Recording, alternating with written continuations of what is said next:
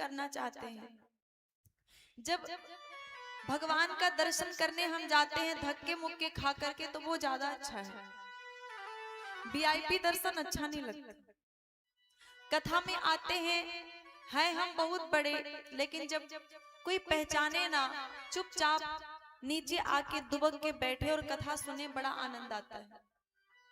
पर जब लोग पहचान जाए, कुर्सी देने लगे, तब अच्छा नहीं लगता। शंकर जी ने कहा नहीं नहीं, अच्छा नहीं लगेगा। अगर भेद खुल गया तो वापस चले गए। राम राम करते करते रात बीती, सुबह हुआ। काकभूषुंडी जी ने कहा महाराज 24 घंटा हो गया आए, दर्शन तो अभी तक हुआ नहीं, क्या करेंगे अब, चले वापस। शंकर जी ने कहा वापस तो नहीं जाएंगे, चाहे कुछ भी हो जाए। काकभूषुंडी जी ने कहा तो अब क्या करोगे? शंकर जी ने कहा कि अब ज्योतिषी बनेंगे। काकभूषुंडी जी ने कहा कि पहले आप साधु बाबा बन गए, फिर रात में तो चोर भी बन गए, और अब आप ज्योतिषी बनने को कह रहे हो, ये कब तक ऐसे बनते रहोगे? शंकर जी ने कहा जब तक काम ना बन जाए तब तक बनते रहेंगे। और मुझे पक्का विश्वास है, यदि नाथ का नाम दयानिधि है तो दया भी करेंगे कभी ना कभी। द्वार पर हम पड़े, मुद्दत से इसी जिद पर अड़े, सिंधु तरे जो बड़े से बड़े, तो ये बिंदु भी तरेंगे कभी ना कभी। भगवान दर्शन तो देंगे, बस कोशिश नहीं छोड़ना है, उनका द्वार नहीं छोड़ना है, ये सच्ची बात है। बुलाते हैं भगवान, नहीं आते हैं, फिर बुलाओ, फिर नहीं आएंगे, फिर बुलाओ, फिर नहीं आएंगे, फिर बुलाओ, बुलाते ही रहो, कभी तो रीझ जाएंगे। शंकर जी ने कहा कि हम चलेंगे, ज्योतिषी बनेंगे। शंकर जी ने कहा ठीक है महाराज। बस बड़े बड़े पोस्टर बैनर छपवा दिए काकभूषुंडी जी ने, दीवार पे चिपका दिया, ज्योतिषी आया, ज्योतिषी आया, ज्योतिषी आया, भविष्य दिखवा लो, भविष्य दिखवा लो। अब भविष्य दिखवाने के नाम पे कौन ही चुप बैठेगा, सब आके हाथ फैला दे, महाराज मेरा देखो, महाराज मेरा देखो।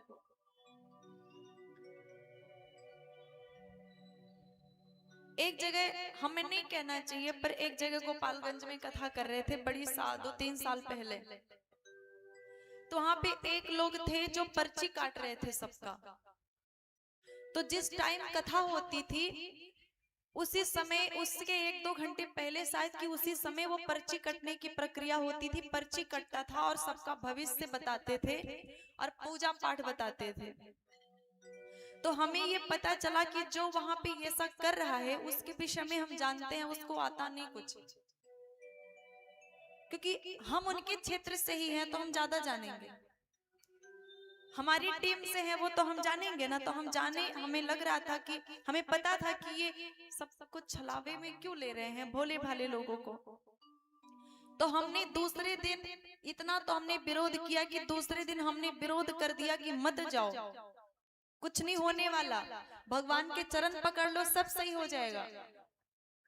और जब हमने कहा दूसरे दिन, सबको निवेदन किया कि मत पड़ो चक्कर में, लेकिन एक भी जना मेरी बात नहीं माना,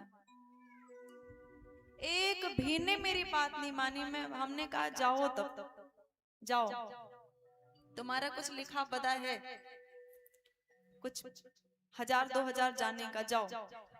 नहीं माने। मतलब लोगों को इतना चाव होता है ना, उनको लगता है कोई तबीज मिल जाएगा बस सही हो जाएगा सब, कोई अंगूठी मिल जाएगी बस सही हो जाएगा सब। जब तक अपना चित्त नहीं साफ करेंगे, कर्म नहीं सही करेंगे, तब तक कुछ सही नहीं होने वाला है। अंगूठियां पहनने से कुछ नहीं होगा। जो अंगूठियां बांटते फिरते हैं वो खुद ही नहीं सुखी हैं। क्या वो सुखी है जो अंगूठियां बांटते हैं? वो जो सड़क पे बैठ के पारस पत्थर, ये पत्थर, वो माणिक, पता नहीं कौन कौन सा पत्थर, वो क्यों पत्थर बेच रहे जब उनके पास इतने पत्थर हैं? बेचते हैं, लो सुखी हो जाओगे। अरे पहले तुम तो सुखी हो जाओ। मैं कहती हूँ कि भगवान के चरण पकड़ लीजिए। मुझे मैं ये बिल्कुल नहीं रही कि ज्योतिष शास्त्र सत्य नहीं होता, या ये टोना और नजर ये सत्य नहीं होता, तंत्र मंत्र सब के सब सत्य होते हैं, समझ लो आप, कुछ भी गलत नहीं हो। तंत्र मंत्र होते हैं, तंत्र मंत्र ऐसा होता है कि मार दिया जाए मंत्र, 10 दिन का वो मारण लगा दिया जाए तो खत्म खेल, 10 दिन में।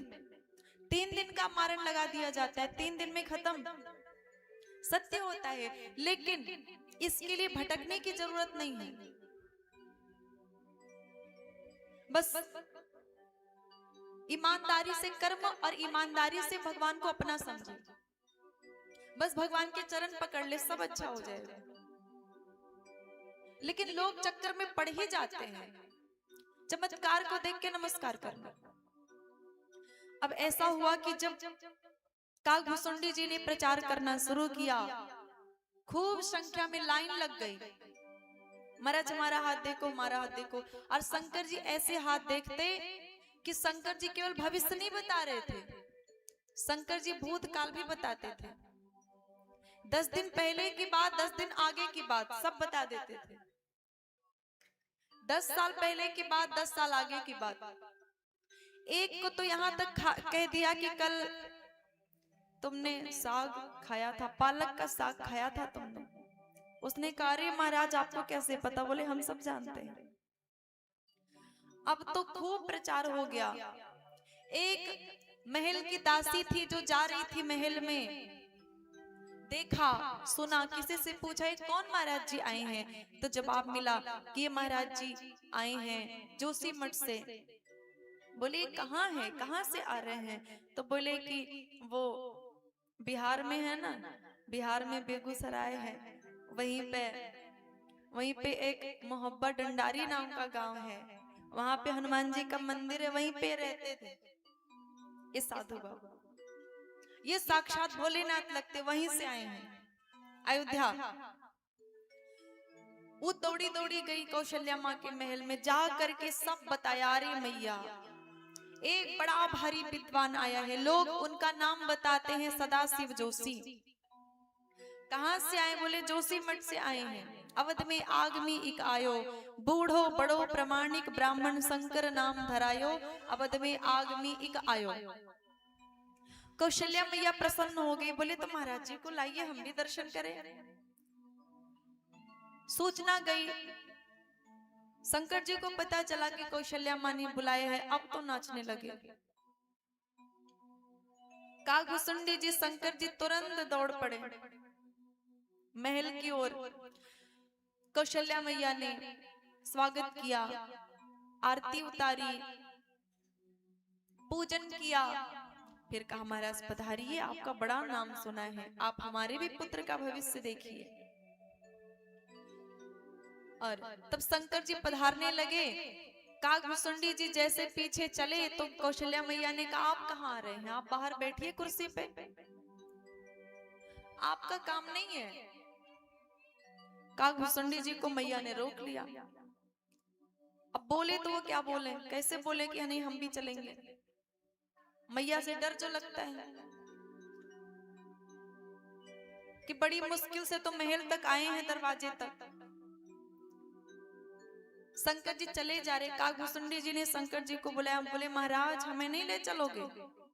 शंकर जी ने कहा देखो काकभूसुंडी जी, अपना अपना भाग्य होता है, हमारे भाग्य में था दर्शन, सो हम जा रहे हैं।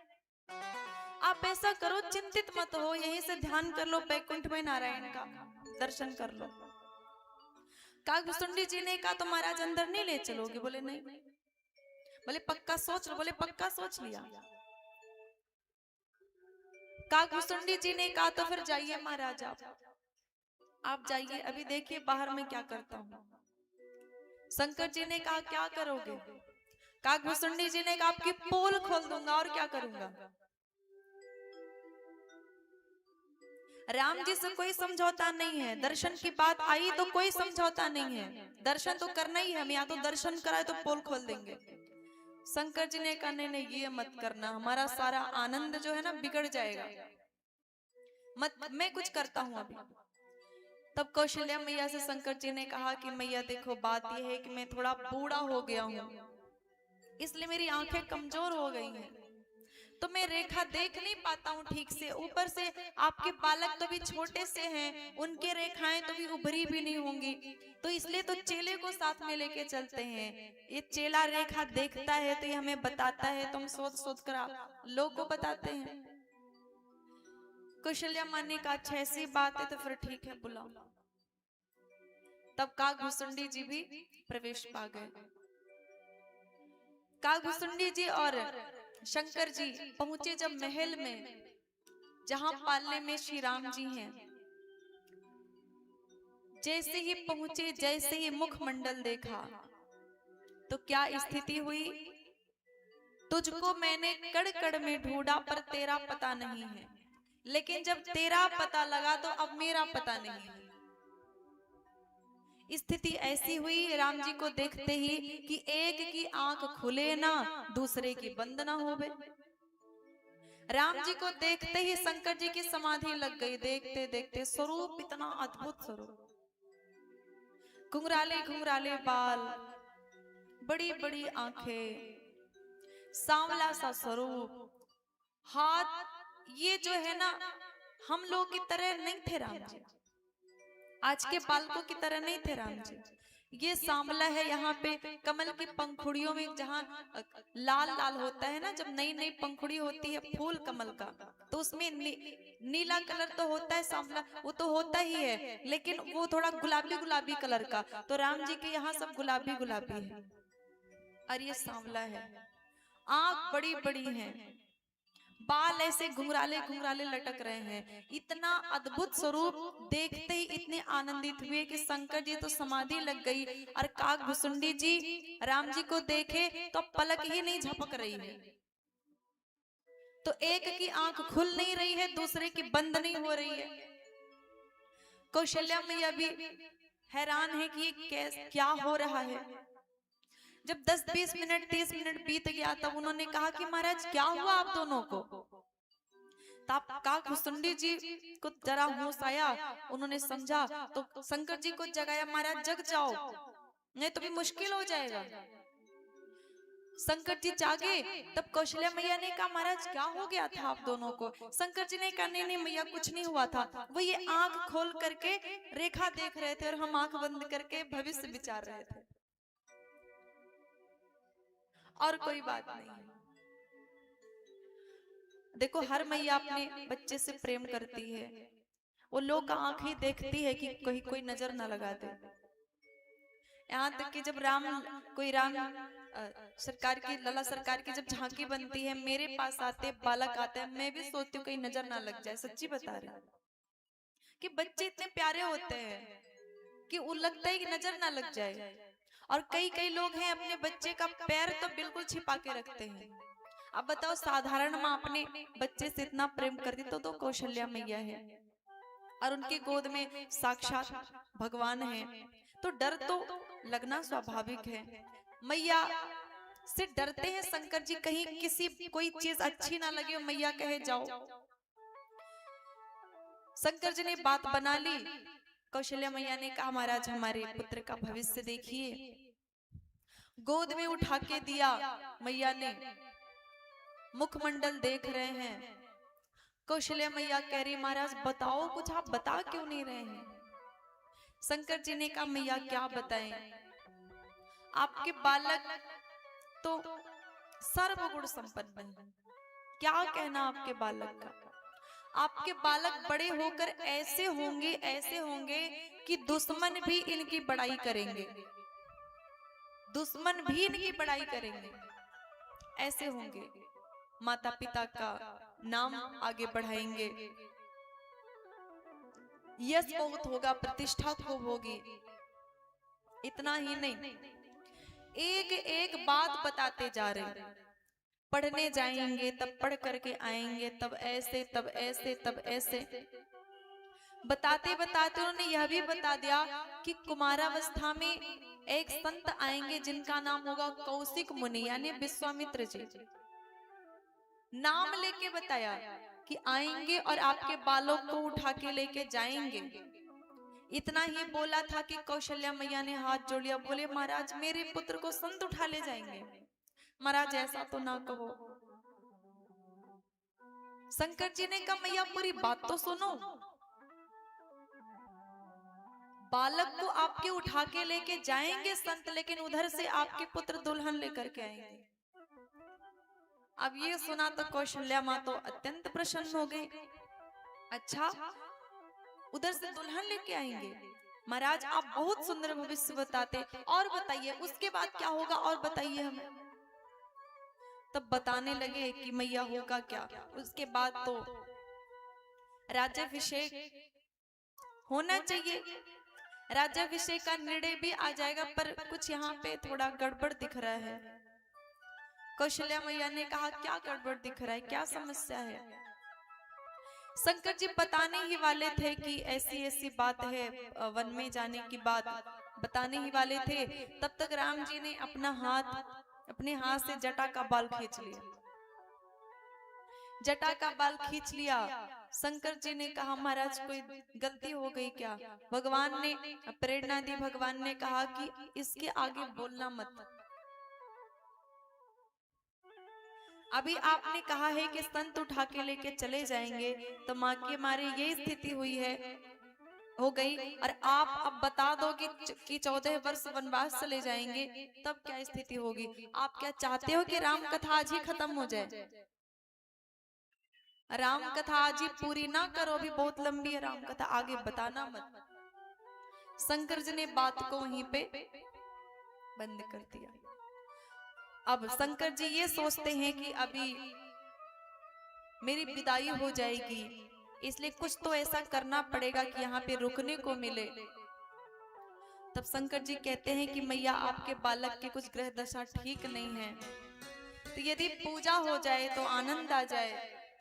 पालने के पास पूजा होगी तो पूजा के ही बहाने शंकर जी और रुकते हैं 2-4 दिन। बड़ा आनंद हुआ, देख देख के शंकर जी निहाल हो रहे हैं।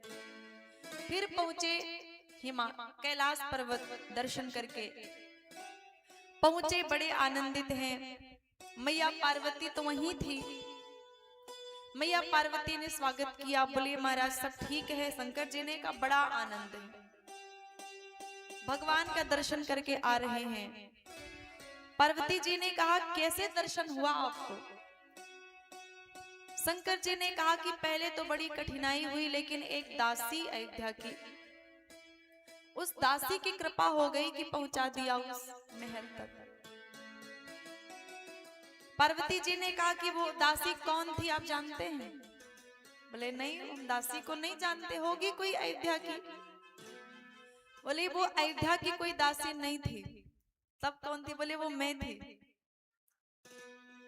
आप दर्शन करने गए तो क्या हम पीछे रहेंगे? हम भी गए और आपको वहां तक पहुंचाने वाले हम ही हैं। अब तो और भी आनंद हो गया। देखो, जब कोई व्यक्ति भगवान तक पहुंचता है तो बिना भक्ति के नहीं।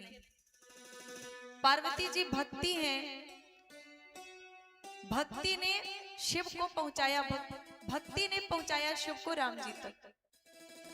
जब कभी भी आप भगवान को प्राप्त करेंगे तो कोई ना कोई माध्यम बनता जरूर है। जब श्री सीता जी को भी राम जी का दर्शन हुआ था तो एक सखी माध्यम बनी थी। एक सखी सिय संग बिहाई, देखन गई रही फुलवाई। वही सखी राम जी को देख ली, फिर सीता जी को लेके गई, मतलब वो सखी माध्यम बनी। तो बिना भक्ति के भगवान प्राप्त नहीं हो सकते, बिना प्रेम के भगवान प्राप्त नहीं हो सकते। ज्ञानी जनों को भगवान नहीं मिलते हैं। भगवान को प्राप्त करने के 2 मार्ग हैं, एक ज्ञान और दूसरा भक्ति। जो भक्ति मार्ग से चल करके जाता है उसे सशरीर भगवान मिलते हैं, सशरीर। लेकिन जो ज्ञान मार्ग से भगवान को प्राप्त करना चाहता है उसको भगवान मिलते नहीं है, बल्कि वो स्वयं भगवान में जाके मिल जाता है, एकाकार हो जाता है। पार्वती जी ने भी दर्शन कर लिया, शंकर जी ने भी दर्शन कर लिया। काकभुसुंडी जी ने भी दर्शन कर लिया, आनंद ही आनंद है। अब राम जी का स्वरूप बस शंकर जी अपने चित्त में धारण करके लेके चले आए हैं, उसी स्वरूप का ध्यान करते हैं। जब आप अपने मंदिर में भगवान की पूजा कर लेते हो तो जब तक भगवान के सामने रहते हो तब तक उनका स्वरूप दिखता है, लेकिन जब उनके सामने से हट जाते हो तब स्वरूप भूल जाता है। उनके स्वरूप को इतना निहारा जाए, इतना देखा जाए कि आंख बंद करके भी स्टेशन पे हम बैठे हैं तब भी आंख बंद करके वहीं से फूल पत्ती चढ़ा लें, आंख बंद करके हृदय में ही उनका दर्शन करके अगर बत्ती भी घुमा ले, ध्यान भी कर ले, ऐसा हो तो अच्छी बात है। शंकर जी को स्वरूप याद आता है, कैसा है स्वरूप भगवान का? कितना प्यारा है श्रृंगार कि तेरी लेऊं नजर उतार, कितना प्यारा है, कितना प्यारा है श्रृंगार कि तेरी लेऊं नजर उतार, कितना प्यारा है, कितना प्यारा है श्रृंगार कि तेरी लेऊं नजर उतार, कितना प्यारा है। सांवरिया तुझको किसने सजाया है, सांवरिया तुझको किसने सजाया है, तुझे सुंदर से सुंदर गहना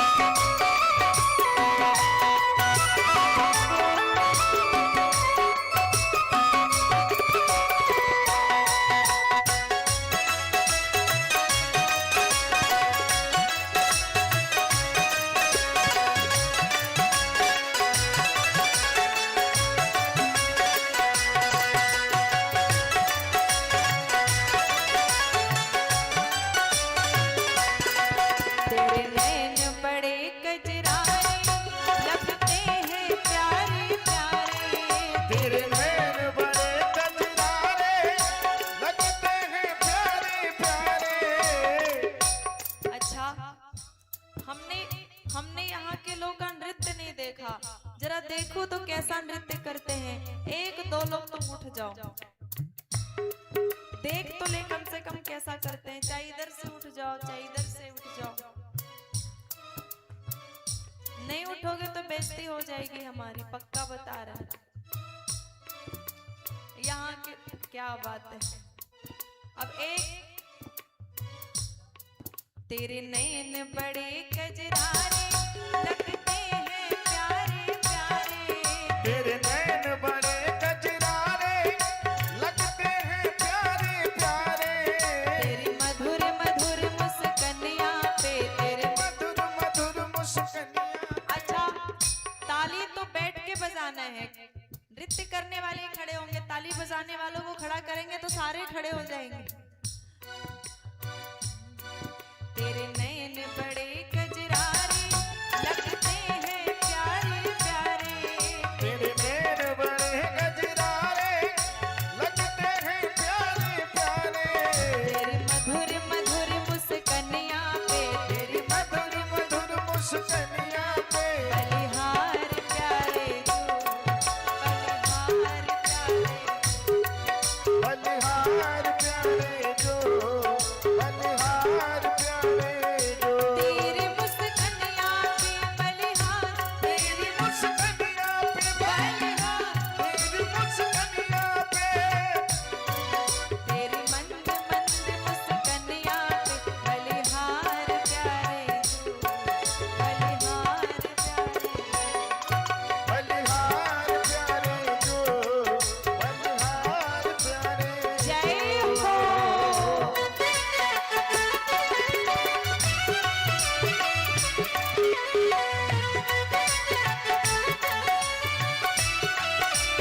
अरे हो।